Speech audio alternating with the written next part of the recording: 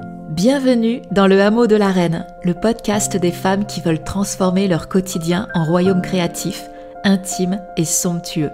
Je suis Valérie, connectée au rythme des saisons, révélatrice de beauté, créatrice de mobilier et d'accessoires en carton, de style Louis XVI, et peut-être ta nouvelle complice créative. Dans ce podcast, je t'invite dans mon univers, un chemin fait de gestes simples, d'inspiration subtile, de création intuitive et de foi en la magie de la vie. On parle ici de manifestation, de rythme naturel, de lieu de vie qui révèle l'âme, d'autonomie joyeuse, d'intuition et de comment créer un écosystème où ton plaisir personnel devient source d'abondance. Si tu rêves de vivre à ton rythme, dans un espace qui te ressemble et te ressource avec douceur, sens et magnificence, tu es au bon endroit. Prépare ta tasse de thé, ton carnet ou ton ouvrage du moment et entre avec moi dans le hameau.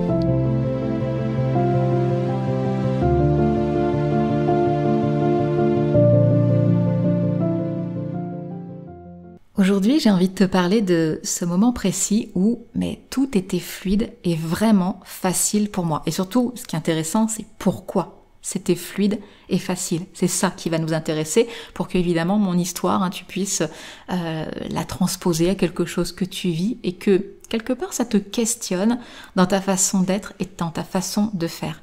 Donc, tout était fluide et tout était facile, mais sans m'en rendre compte, il y avait une partie de moi, quelque chose en moi qui commençait à s'éteindre. Mais ça, je le voyais pas du tout, parce que j'étais au tout début de mon voyage héroïque, au tout début de mon aventure. Je quittais tout juste le monde ordinaire. Alors, si tu débarques sur ce podcast, je t'invite à écouter évidemment le premier épisode où je me présente. Mais voilà, si tu as envie de poursuivre tout de suite l'écoute, voilà, juste je remets un tout petit peu en contexte et je le referai pas à chaque fois. Mais je suis créatrice de mobilier accessoires en carton, c'est assez atypique pour le repréciser. J'ai créé mon entreprise il y a 19 ans. Et 19 ans, forcément, en tant qu'astrologue passionnée, forcément 19 ans, moi ça me fait penser à un cycle. Et en l'occurrence, ça parle du cycle des nœuds lunaires. Le cycle des nœuds lunaires, c'est un cycle initiatique, c'est un cycle karmique de profonde transformation, d'évolution. Et il se trouve qu'il y a 19 ans, quand j'ai créé mon entreprise, les nœuds lunaires, qui aujourd'hui sont nœud nord en poisson, nœud sud en vierge, les nœuds lunaires étaient exactement au même endroit. Je crée mon entreprise mi-juin 2006 et les nœuds lunaires, je crois, rentraient sur l'axe poisson vierge. Bon, déjà ça, moi ça m'a interpellée. Et aujourd'hui, finalement, avec le recul, en tout cas j'observe là ces 19 ans d'entrepreneuriat en prenant de la hauteur, je me rends bien compte que ce que j'ai vécu, ce que j'ai traversé, c'est digne d'un voyage héroïque. Je ne sais pas si tu connais le voyage du héros de Joseph Campbell, qui décrit tout un parcours initiatique, c'est une quête qui nous transforme littéralement. Il l'a décrit donc du coup en 12 étapes. Et 12 étapes, même chose, nombre 12, en tant qu'astrologue passionné, 12, je dis, il y a un lien avec l'astrologie là-dedans. Oui, c'est pas juste les 12 signes du zodiaque, les 12 maisons astrologiques. En fait, quand on étudie les cycles planétaires, on étudie les cycles à partir d'une conjonction. Je ne sais pas si tu as déjà entendu ces termes, conjonction, trigone, carré, sextile, voilà, ça ce sont des aspects majeurs. Il y a des aspects mineurs aussi, on en parle un petit peu moins, mais tous ces aspects, en fait, se forment tout au long du cycle entre la planète, qui commence un cycle quand elle fait sa conjonction au Soleil, c'est-à-dire quand sur la roue zodiacale, elle est au même endroit que le Soleil, et puis forcément, la planète va faire le tour du zodiaque jusqu'à sa prochaine conjonction au Soleil. Et là, on dit que le cycle est fermé. Il se trouve que le voyage du héros, donc décrit par Joseph Campbell en 12 étapes, ressemble quand même très très étrangement au cycle Soleil-Mars qui se vit en à peu près 2 ans. Alors là, peut-être qu'à ce stade, tu vas dire, attends, tu nous parles d'un cycle de 19 ans, tu nous parles d'un voyage héroïque, et tout d'un coup, tu dis, oui, mais le voyage du héros, c'est le cycle Soleil-Mars, et ça dure 2 ans. Alors 2 ans ou 19 ans? Eh bien, c'est tout l'intérêt de la chose. C'est que le voyage du héros, en tout cas quand on accepte de vivre l'aventure, on entre dans un nouveau monde quelque part. Hein. C'est un inframonde, on appelle ça, je crois que c'est le monde, Joseph Campbell l'appelle le monde extraordinaire, par opposition au monde ordinaire, c'est-à-dire voilà, le monde de la vie courante. Bon, eh bien ce monde extraordinaire, c'est un monde dans lequel on rencontre des défis, des démons. Souvent, les démons, ils sont en nous, hein. Nous sommes nos propres ennemis.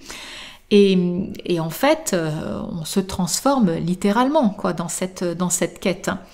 Et quand on ressort du monde extraordinaire, en fait, on revient à la lumière et on rentre à la maison.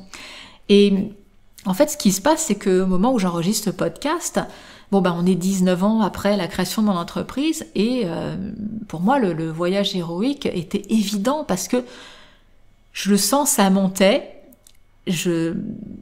Alors, au moment où j'enregistre ce podcast, je suis en Ardèche, mais j'ai créé mon entreprise en étant à Tours. J'ai quitté Tours, je suis partie dans le sud de la France, j'ai pas mal bougé. Et là, ça y est, je me dis, mais je le dis en ces termes, je ne fais pas que déménager. En 2025, je rentre chez moi. Je veux rentrer chez moi. Et ce voyage héroïque, en fait, il se termine au moment où on rentre chez soi, mais en étant transformé, en étant tout à fait la même et en même temps complètement une autre parce qu'on revient avec l'élixir, hein, la potion magique, autrement dit cette prise de conscience qui fait que on a quelque chose à ramener au village en fait, au sien. Et le début de cette aventure podcast pour moi, c'est quelque part, c'est je rentre au village, je rentre à la maison. Alors oui, je vais vraiment rentrer chez moi, mais quelque part je vous partage en fait tout ce que j'ai compris, alors certes à travers mon aventure entrepreneuriale, mais je dirais que ça s'applique à n'importe quelle aventure. Hein.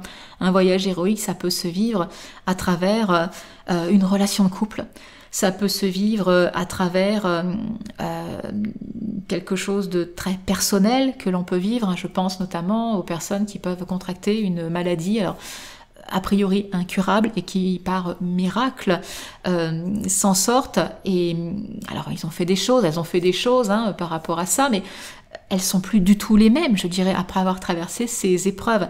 Voilà, ce que je te décris finalement, c'est à travers mon aventure, pour moi, entrepreneuriale, mais ça s'applique à n'importe quel domaine, en fait, de notre vie. Donc, je le dis, je le répète, quand je parle de moi, c'est pas juste pour parler de moi, c'est juste pour que ça fasse résonance en toi, avec des pans de ta vie, et que mes prises de conscience, les questions que je pose, les événements qui se sont passés, eh bien, quelque part tu dis « Ah, mais c'est comme moi !» et que ça te fasse en fait prendre de la hauteur et réfléchir. Voilà, j'espère que ça c'est clair. Alors, donc du coup, 2 ans, 19 ans, pourquoi en fait, il se trouve que voilà, le cycle Soleil-Mars se fait en 2 ans, et que, a priori, mon voyage héroïque, pourquoi il a duré 19 ans ? Parce que en fait, quand on est donc du coup ce que je disais dans l'inframonde, dans le monde extraordinaire, on entre et on n'en sort pas forcément tout de suite. Moi, l'image qui m'est venue avant d'appuyer sur le bouton enregistrement, c'est comme un jeu vidéo. Alors je joue pas particulièrement aux jeux vidéo, mais c'est parce que je vois mon dernier fils y jouer. Et il y a un jeu notamment quand il joue, qui est très prise de tête, je déteste. Il démarre son jeu, et puis quand il réussit, en fait, il sauvegarde jusqu'à l'endroit où il réussit, qui fait qu'après il travaille il joue sur une autre partie, mais à chaque fois qu'il est game over, à chaque fois qu'il perd, en fait, ça le ramène pas toujours au début de son jeu, mais ça le ramène au dernier endroit où il a réussi. Eh bien, mon voyage héroïque à travers mon aventure entrepreneuriale, j'ai l'impression d'avoir tourné en boucle, en fait, d'avoir été prisonnière d'une boucle infernale où je revenais non pas toujours au point de départ qui était ouais, youpi, j'ai créé mon entreprise artisanale, moi je sors de la fac de sciences et je voulais faire les beaux-arts, et puis en fait j'exerce un métier créatif et sur le secteur des métiers d'art, c'est génial. Ça, c'était mon point de départ. Je revenais pas à chaque fois à ce moment-là, je redémarrais pas de zéro, mais je redémarrais toujours à partir de l'endroit finalement où j'avais le mieux réussi, mais j'avais toujours un nouveau défi qui faisait que je ne sortais pas de ce monde extraordinaire. Alors il n'était pas extraordinaire à l'époque pour moi, c'était plutôt l'inframonde, tu vois, c'était l'enfer. Non, mais dans l'enfer, il y a eu plein de choses juste extraordinaires. Mais quand on vit des expériences qui sont difficiles, quand on est au cœur de l'expérience, c'est difficile parfois de prendre de la hauteur et de dire que que ça arrive pour le meilleur. Aujourd'hui, forte de mon expérience, je me rends bien compte que tout ce qui nous arrive, c'est pas contre nous, en fait, c'est pour nous. C'est pour nous faire évoluer. Bon, toujours est-il que moi, j'étais prise dans cette boucle et que je ne sortais pas de cet inframonde, en fait. Je passais mon temps à me transformer, essayer, tomber, recommencer. Et en fait, ça y est, je suis sortie, je vois la lumière, et c'est pour ça que j'enregistre aujourd'hui mon podcast. Mais c'est pour ça qu'en fait, ça a duré plus de 2 ans, en fait, parce que je tournais en boucle. Et que pour moi, ce voyage héroïque, il s'est joué sur 19 ans. Alors un petit peu plus, parce que je suis en train de rentrer à la maison, mais on va dire que ça va être une belle coupe, une bonne vingtaine d'années, en fait.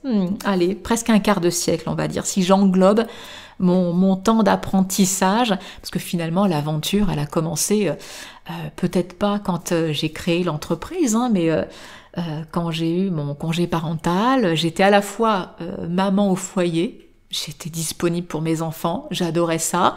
J'ai trouvé par hasard la création de mobilier en carton, génial.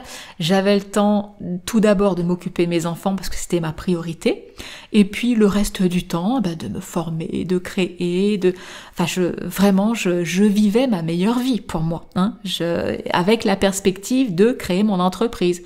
Mais je me voyais toujours du coup disponible pour mes enfants, j'allais travailler à la maison, donc j'étais à la fois entrepreneur et à la fois maman au foyer. Bon, toujours est-il que voilà pourquoi ce cycle a duré autant de temps pour moi. Donc mon monde ordinaire, c'était ça, c'était je créais et j'étais disponible pour mes enfants. Bon, aujourd'hui, 2e épisode, forcément si on suit les étapes du voyage héroïque, la 2e étape c'est l'appel de l'aventure. Alors l'appel de l'aventure c'est... il y a quelque chose qui se passe, ça peut être une invitation ou quelque chose qui vient troubler un petit peu le quotidien, qui pousse, quelque chose en tout cas qui pousse à changer. Bon, moi ce qui poussait à changer, c'est que j'avais la date limite de mon congé parental qui arrivait et c'est soit je reprenais mon activité salariée, mais c'était juste impensable pour moi. Je dis non, je ne peux pas retourner travailler là-bas, en plus dans les conditions dans lesquelles je travaillais, c'était juste pas possible. Pas possible. Et donc du coup, l'autre alternative, c'était crée ton entreprise et vas-y, lance-toi, quoi. Mais quelle aventure! À part un grand-oncle, dans ma famille, le monde de l'entrepreneuriat, inconnu au bataillon, Donc j'y vais pas? Non, c'était une question entre guillemets de vie et de mort, alors pas de mort physique, mais c'était mon âme quelque part qui allait l'âme ne peut pas mourir, mais c'est tout mon être finalement qui allait s'étioler si je ne suivais pas le désir de mon âme. Et quelque part en replongeant dans cette aventure épopée salariale, pour moi j'allais droit dans le mur, ni plus ni moins. Donc j'avais pas le choix, fallait que je crée mon entreprise. Mais créer une entreprise, il s'agit pas juste de la créer, l'entreprise pour qu'elle perdure, son oxygène c'est l'argent, il fallait que l'argent rentre. Et en fait il y a eu 2 moments marquants dès le début de mon entreprise. Et ce sont ces 2 moments marquants dont je vais te parler. Et je t'en donne 2 vraiment pour que tu comprennes que il n'y a pas de hasard. La façon dont ils sont arrivés, la façon dont je les ai vécus, donc je m'en suis saisie, tu vas voir qu'il y a vraiment quelque chose, enfin en tout cas un schéma qui se répète. Et je t'invite vraiment à observer peut-être des moments de ta vie où ce genre de schéma s'est présenté et qu'est-ce que ça a donné pour toi dans ta vie et peut-être pour que tu y sois peut-être un peu plus attentive. Attentive. Pourquoi? Parce que nous, qu'est-ce qu'on veut? C'est de la fluidité, de la facilité. Ce qui ne veut pas dire que tout est facile après. Hein. Y a des choses à faire. Mais dans ces choses à faire qui sont parfois, enfin, entre guillemets, difficiles, si la joie, l'enthousiasme est là, je dirais que le difficile est tellement acceptable. C'est on y va, parce qu'on se sent à notre place, parce qu'on s'épanouit, donc on y va. Donc, je crée mon entreprise et 2 événements. Alors, un tout petit peu avant la création de mon entreprise, déjà, j'ai été sollicitée par une radio, RCF, donc Radio Catholique de France, pour faire une émission, donc une interview. C'était pour le 8 mars, qui était donc, qui on le sait bien, la journée internationale des droits de la femme. Et RCF, donc Radio Catholique de France, voulait interviewer une femme entrepreneur, donc du coup qui s'épanouissait, qui avait réussi. Et je ne sais même plus comment ils ont eu mes coordonnées, mais toujours est-il que ils me contactent. Ah bah oui, j'avais tout un tas de... Déjà, une certaine présence dans la presse locale, puisque même si j'étais en congé parental, en tant que créative, il y avait des endroits où je pouvais me présenter, c'était pas des salons professionnels, hein, et je montrais déjà ce que je faisais avec le carton, et bon, ça interpellait, donc la presse, les journaux me mettaient en avant dans les articles, c'était assez rigolo. Assez rigolo parce que finalement il y avait un côté très redondant dans ces articles. Forcément je crée du carton, chez moi tout était en carton, enfin bon bref. Les titres d'articles c'était toujours ça cartonne, elle cartonne, c'était très original. Mais je crachais vraiment sur rien parce que en fait, pendant tout mon congé parental, moi, je savais déjà que je n'allais pas reprendre mon boulot salarié. J'allais créer mon entreprise. C'était ça où il n'y avait pas d'autre alternative, en fait. Bon, toujours est-il que je suis contactée par cette radio et moi, quand je suis sollicitée, que ce soit par la presse ou radio ou TV locale, ça m'est arrivé aussi. J'aime bien regarder les émissions, regarder les articles, écouter pour savoir dans quel monde en fait j'arrive. C'est quoi le monde qui vient à ma rencontre aussi. Et en fait, donc du coup, j'ai écouté un petit peu RCF. Et franchement, alors j'ai été baptisée, mais après, mes parents n'ont pas perduré, on va dire, cette culture religieuse, catholique qui pouvait y avoir, on va dire, peut-être sur les générations antérieures.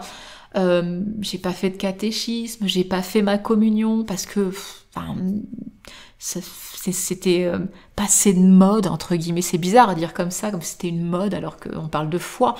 Mais bon, bref, toujours est-il que j'ai pas fait tout ça et que j'écoutais RCF et je me dis waouh, c'est quand même très loin de moi quoi tout ça. Je comprends pas quoi. Et je me suis posé la question de savoir est-ce que c'est le bon endroit? Est-ce que je dois vraiment y aller? Est-ce que ça va vraiment me porter, on va dire, pour démarrer mon entreprise? Bon. Malgré tout, je n'annule pas le rendez-vous, je laisse courir.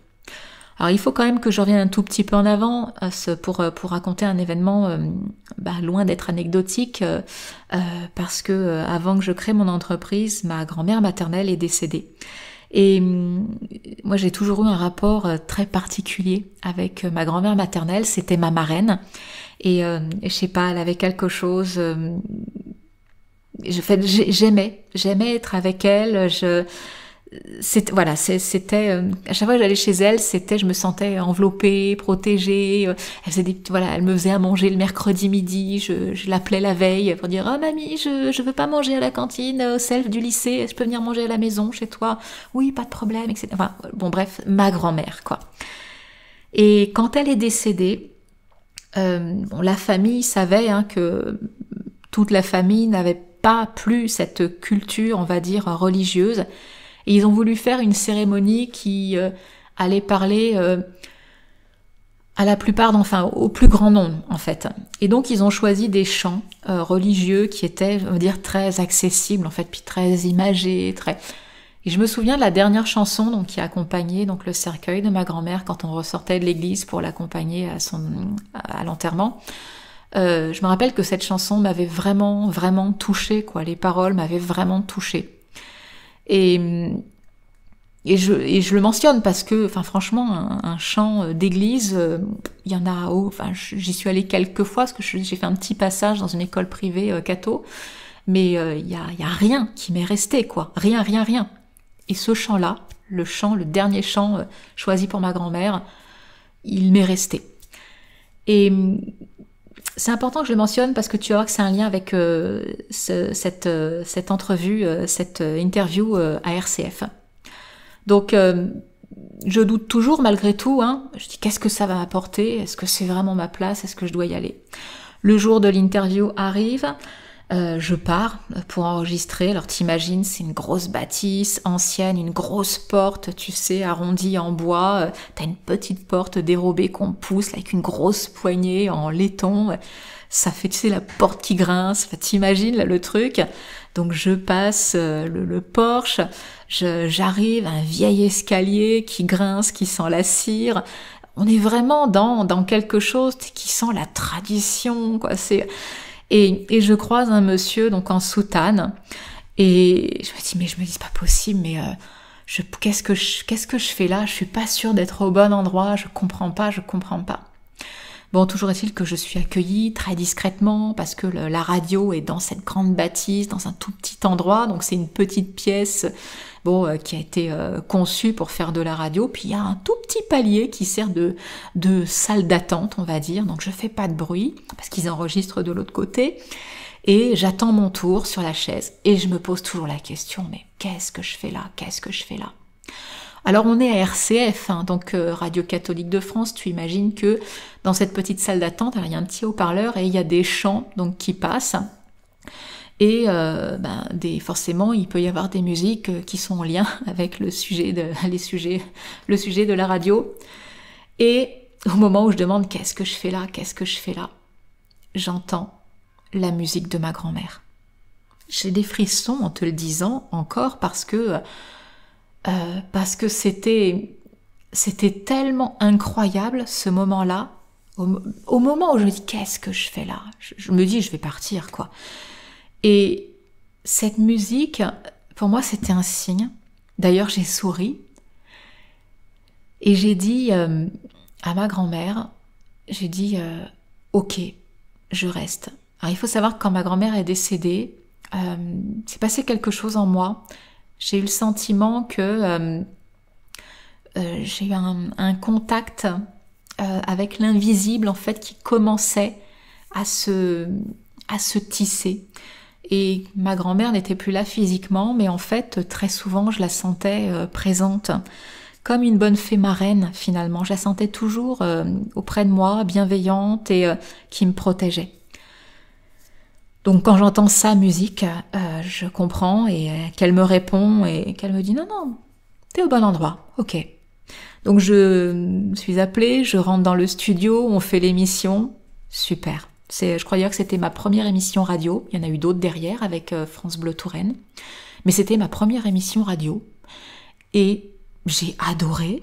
Bon évidemment un peu en stress au début, mais il n'empêche que j'ai adoré, que ça s'est super bien passé et que surtout cette émission, quand elle a été diffusée, eh bien, après avoir créé mon entreprise, elle m'a apporté mes plus grosses clientes. Enfin, même pas après avoir créé mon entreprise, juste avant.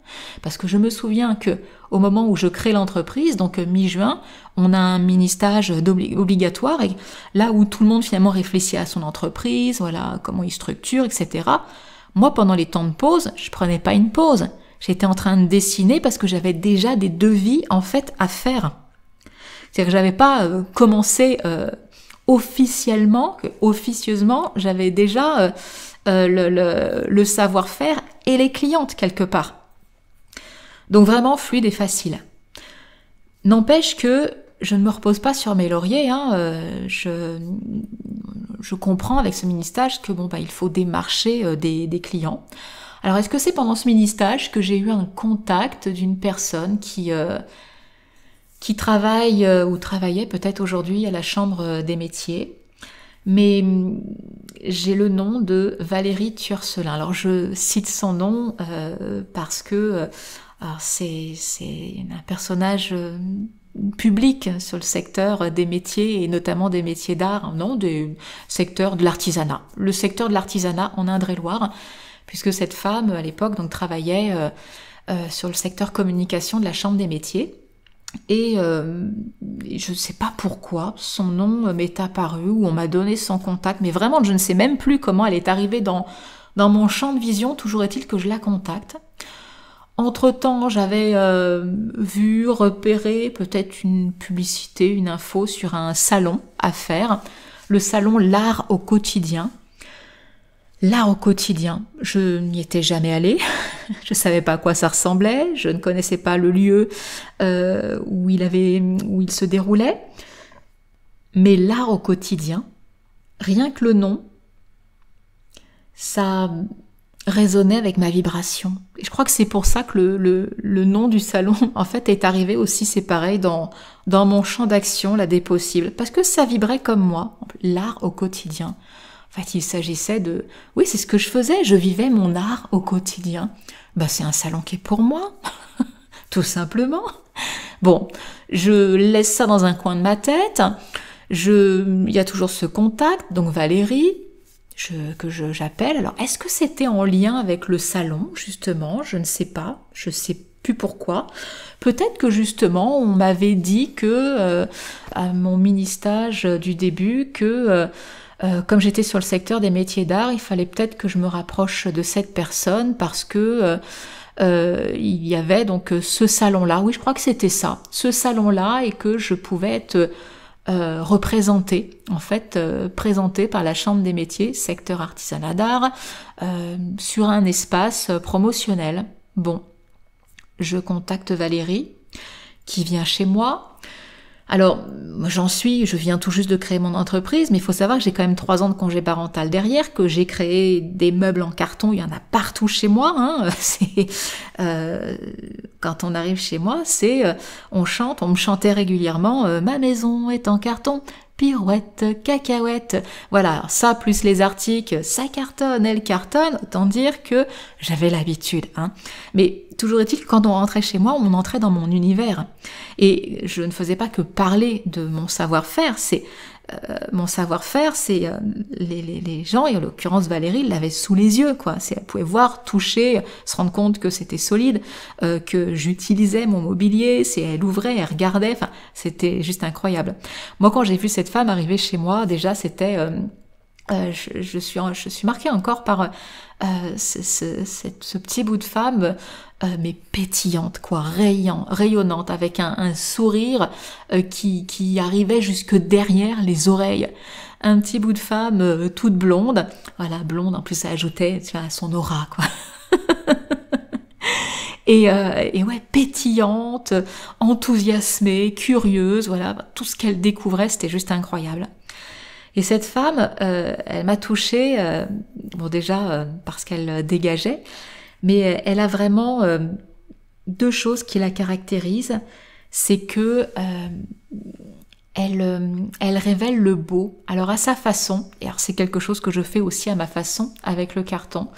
Mais elle, c'est à travers les photos, donc elle prend toujours des photos de tout, alors de toi, de toi en train de travailler, voilà, les photos, tu vois, des mains d'artisans qui travaillent, je trouve ça beau. Souvent, voilà, sur notre secteur, hein, en tout cas dans le département, c'était Valérie qui les prenait. Des photos de nos créations, et quand elle nous montre ces photos, on dit mais waouh, tout d'un coup ce qu'on crée, qu'on peut trouver beau, bah, tout d'un coup ça devient sublime à travers ses yeux. Et elle le faisait donc à travers ses photos, donc révéler le beau, mais à travers aussi les mots. Elle maîtrise en fait le langage, elle choisit les bons mots. Enfin, quand elle écrit, c'est du langage courant, mais ça devient de la poésie en fait. Tout est beau. Il y a le juste mot à sa juste place. Donc bref, quand on rencontre Valérie, enfin pour moi en tant qu'artisane et encore plus sur le secteur des métiers d'art, Valérie, c'est une bonne fée marraine. quand elle faisait partie de notre réseau quelque part, on était portés. Et donc elle découvre mon savoir-faire, ça lui plaît et elle dit ouais c'est ok, il reste une place pour participer sur notre espace de la Chambre des métiers, donc secteur métier d'art, pour le salon L'art au quotidien. Oh, moi je fais ah oui trop bien, génial, c'est exactement voilà, c'est ce que je voulais faire. Donc je suis prise.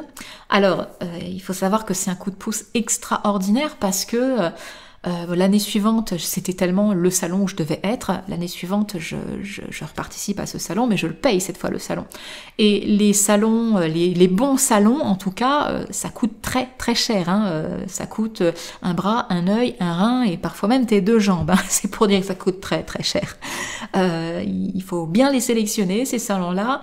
Il faut bien les préparer pour te dire bon ben voilà, je vais avoir un retour sur investissement.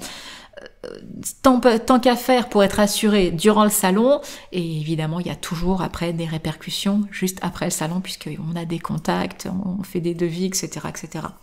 Mais bon, je connais la valeur de ce qu'elle me propose, hein, parce que en étant sélectionnée parmi les 5 ou 6 artisans d'art, et j'avais donc une place sur l'espace de la Chambre des métiers, gratuitement, c'était un cadeau incroyable. Alors gratuitement entre guillemets parce qu'il y a un deal quand même pour ça. Hein.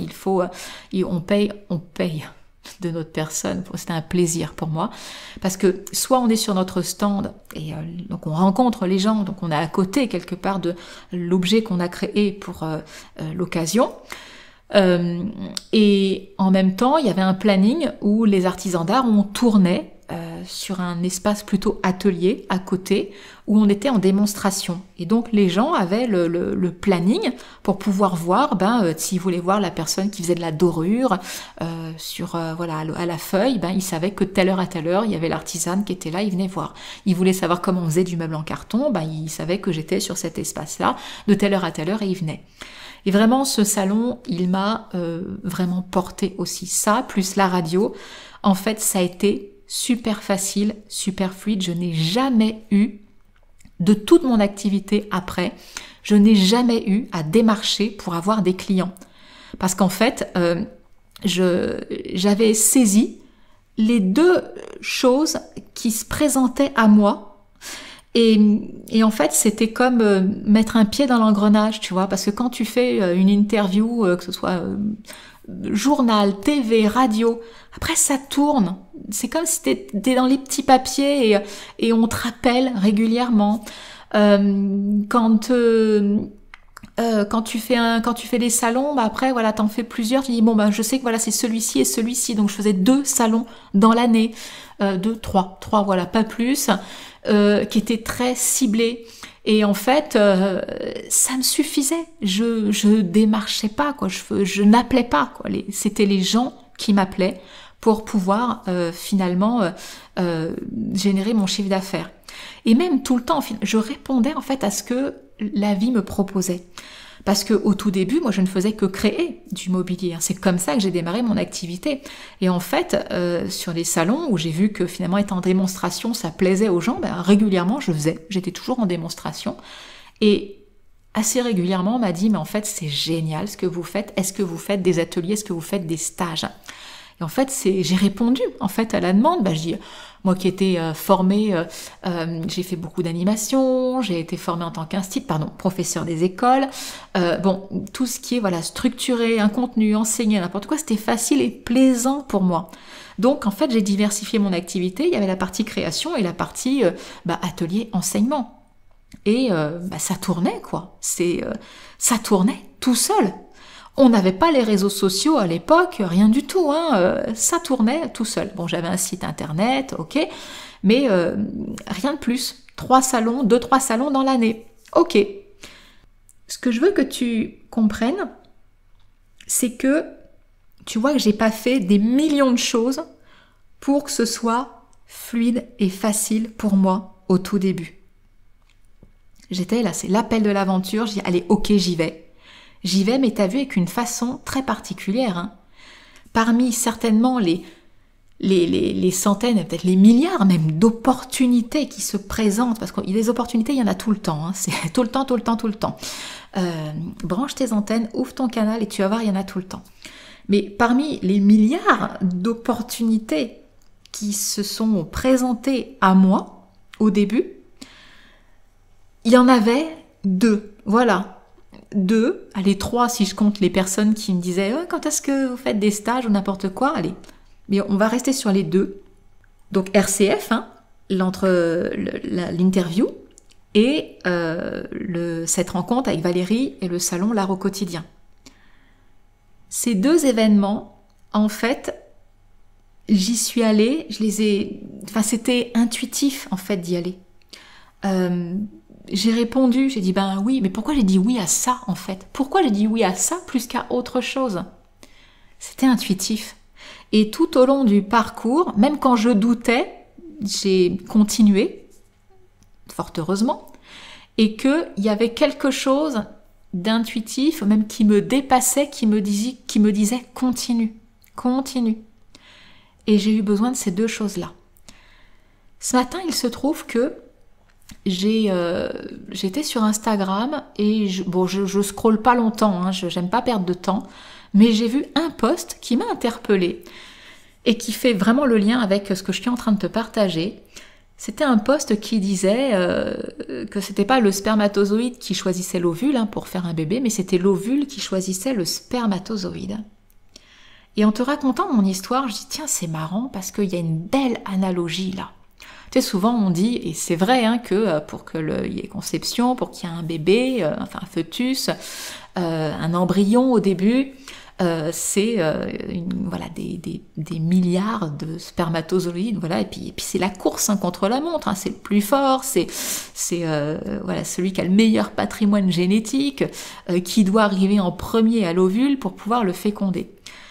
Et en fait, oui, on oublie qu'en fait, l'ovule, il y a tout un environnement aussi et que il sélectionne aussi, hein, en effet, le spermatozoïde et que la nature étant bien faite, c'est l'ovule, il y a tout qui est bien conçu, mais il est unique.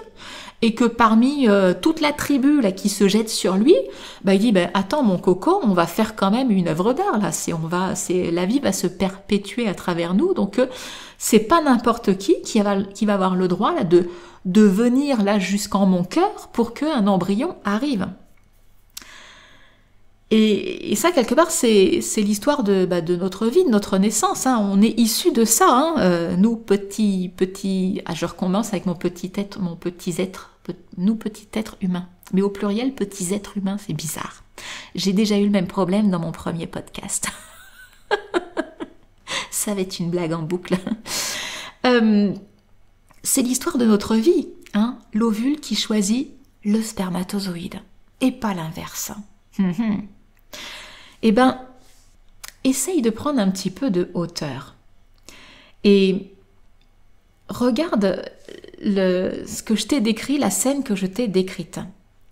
Quand cette fluidité, cette facilité, parce que honnêtement, quand le spermatozoïde a fécondé l'ovule, je veux dire, il n'y a rien à faire, hein.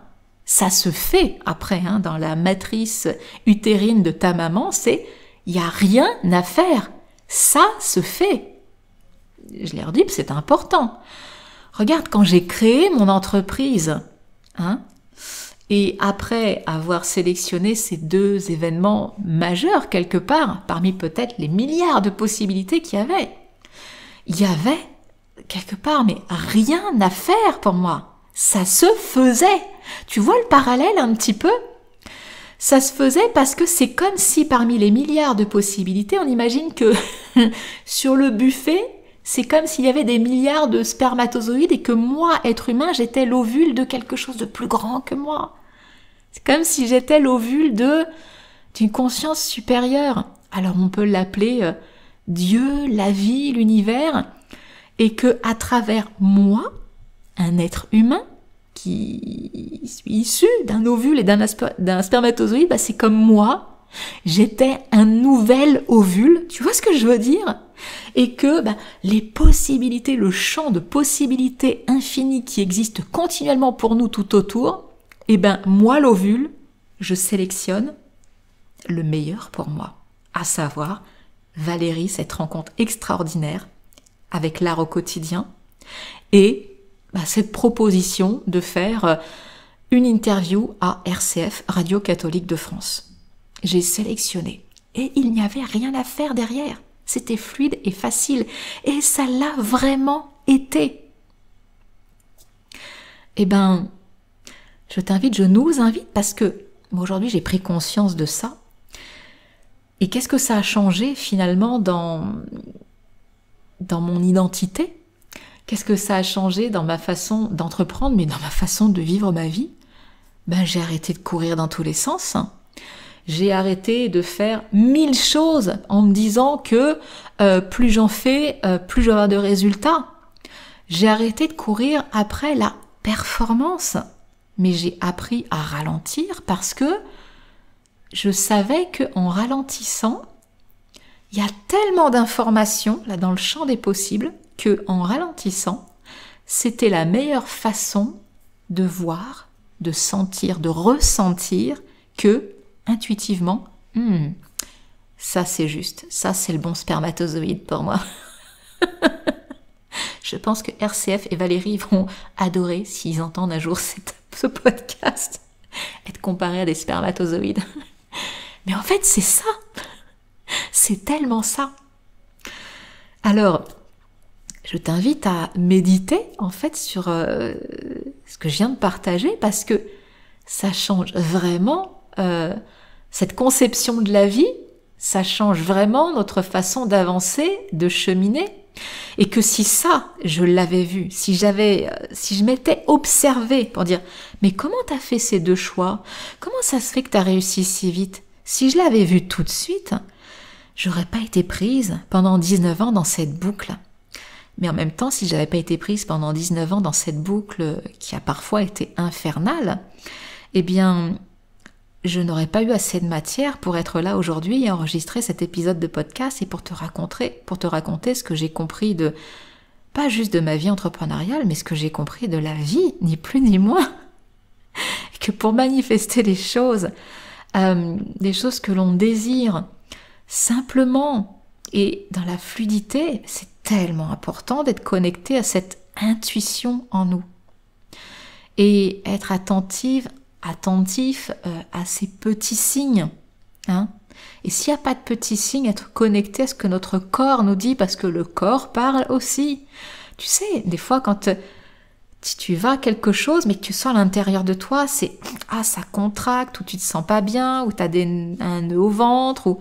Puis parfois il y a des choses que tu fais, tu sens, il y a une ouverture du cœur, tu sais, là pour le coup c'est expansif, et tu sais, c'est joyeux, c'est ça quand on dit qu'est-ce que ton corps te dit? Mais en fait, c'est en termes de ressenti. Le corps, c'est qu'est-ce qu'il te raconte? Comment tu le sens à l'intérieur? Qu'est-ce que ton corps te dit à l'intérieur?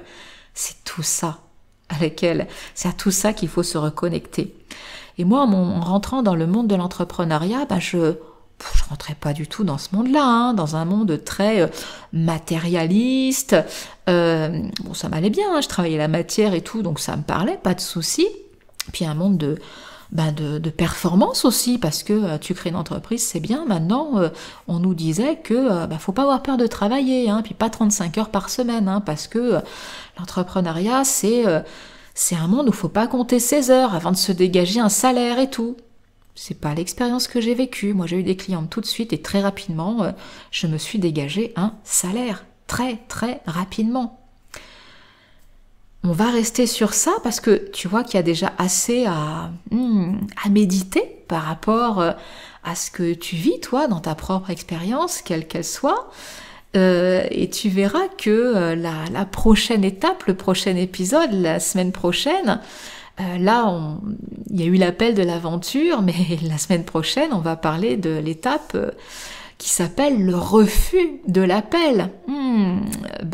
Ça veut dire que même quand tout est fluide et facile, ça veut pas dire qu'il n'y a pas des choses qui se trament justement en dessous en fait de cette fluidité.